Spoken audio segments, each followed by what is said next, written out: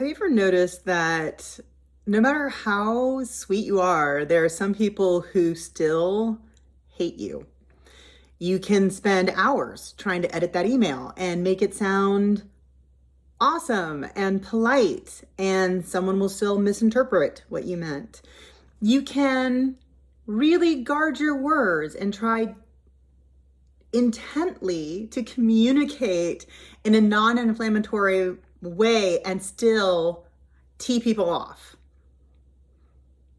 I used to struggle with that. I used to agonize over how to win people over or correct their misperceptions.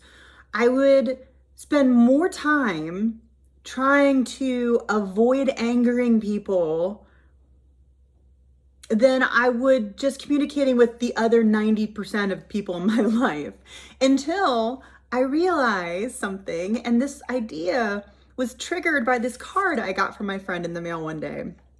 And it says, "You'll be too much for some people. Those are not your people."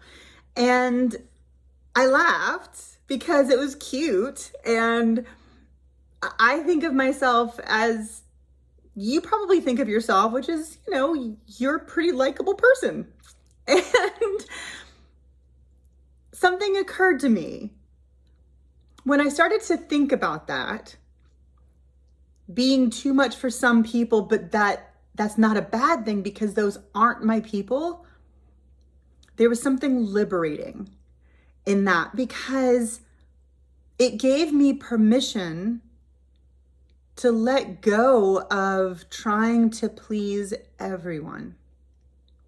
I don't go out of my way to aggravate people, but I've lived long enough that I've learned that there are some people who, regardless of what you do, will become aggravated. So if you can't avoid it and you can't control what they're going to do, then why waste the time trying to preemptively take care of them? Obviously, what they're responding to has nothing to do with you. It may be directed at you, but that's on them, right? The other thing that was really liberating about that was that,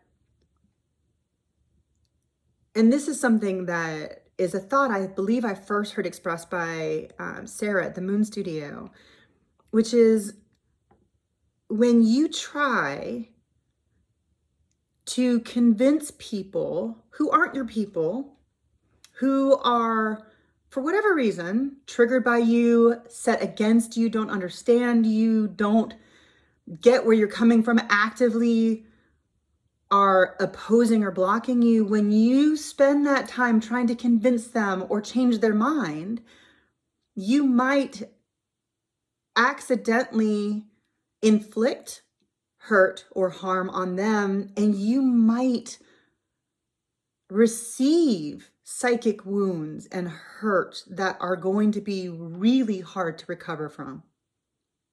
So what I would recommend, my challenge for you, is to recognize that some people aren't your people. You would be better served spending more time with your people. And the way you can recognize them are that the people who are your people love you unconditionally. You're not too much for them. You don't take up too much space. You are delightful. They forgive you. You light up in their presence.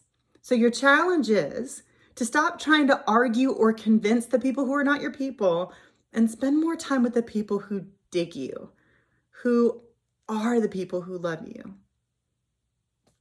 And let go of caring what all those other people who you're too much for, let go of what they think. All right, good luck. Let me know how it goes.